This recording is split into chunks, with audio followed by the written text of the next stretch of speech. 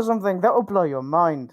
Hello, everybody, and welcome to this podcast where I am joined by a fellow enthusiast, and you probably know him as a sprinter fanatic.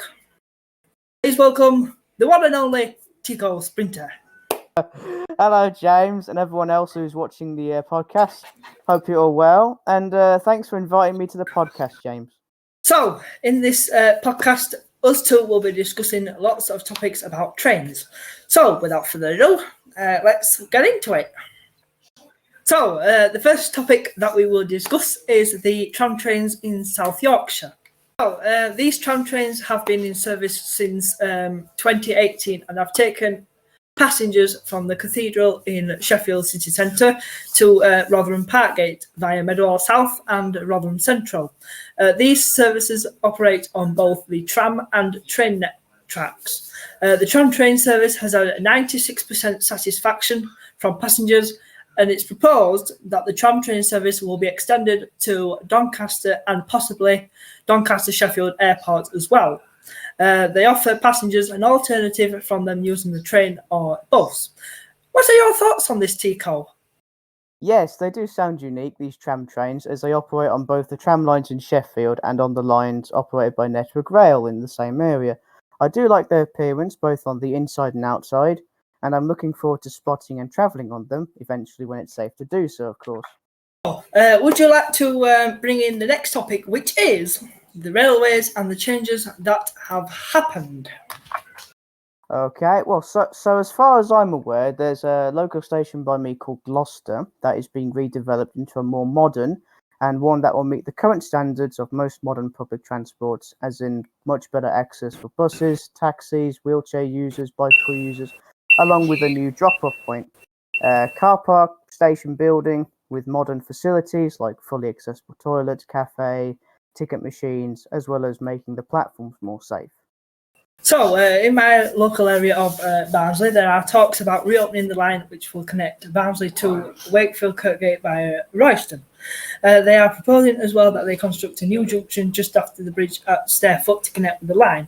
This will mean that passengers can go to Wakefield more quicker and don't have to go via Barnsley and Darton along the Hallam line. As well as that, Network Rail have opened a new Platform Zero at Leeds, which will make it easier for signallers to ease congestion with the Harrogate line.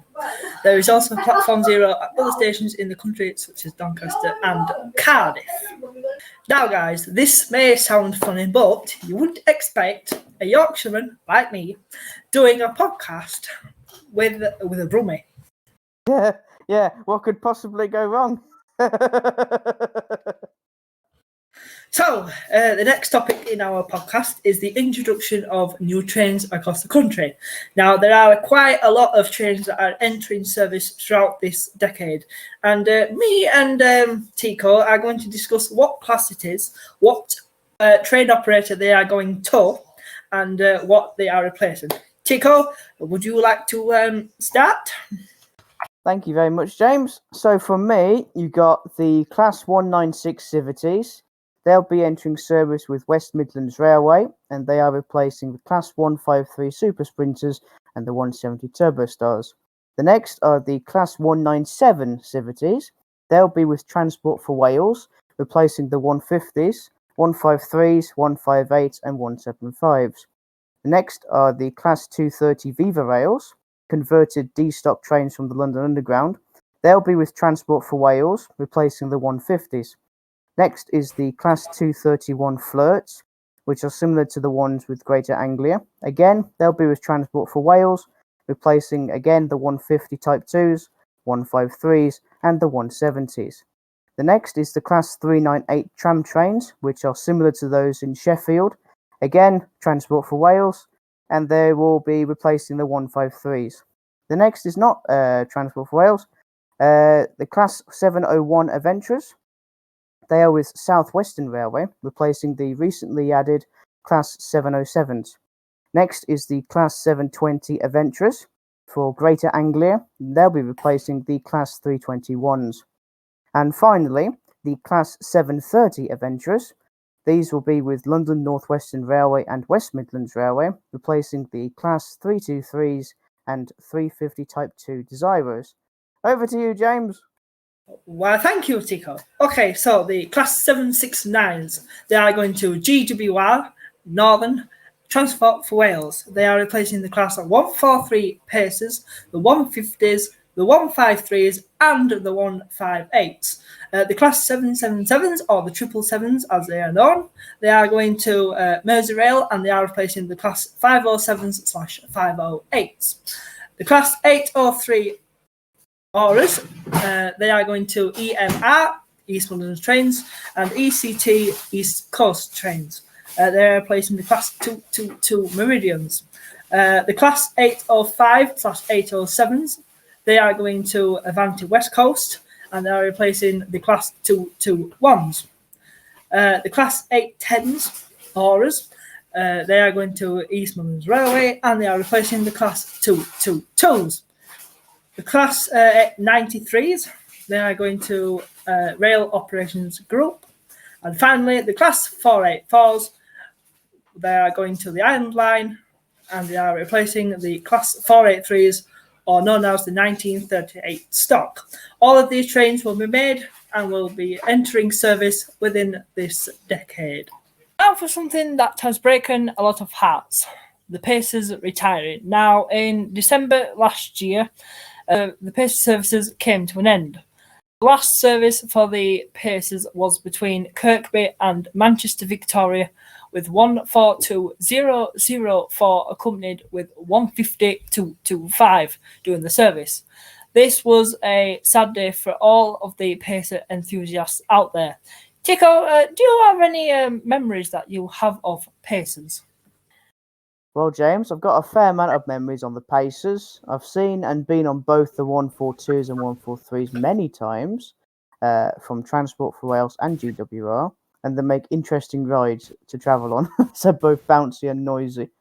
I am scheduled to drive a 144 in Scunthorpe sometime this year, hopefully when the lockdown ends. Well, I've got a memory of when the seats made you bounce on them. And it was so much fun. I mean, the rides on them are superb. So the final topic for this podcast is on video games.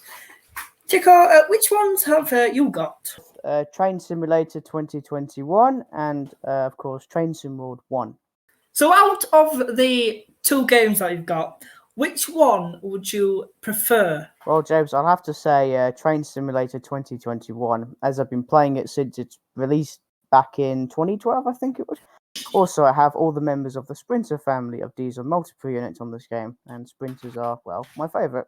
Well, I have Train Sim World 1, and I enjoy driving the Class 166s on the Great Western Main Line and the Northern Transpennine between Manchester and Leeds.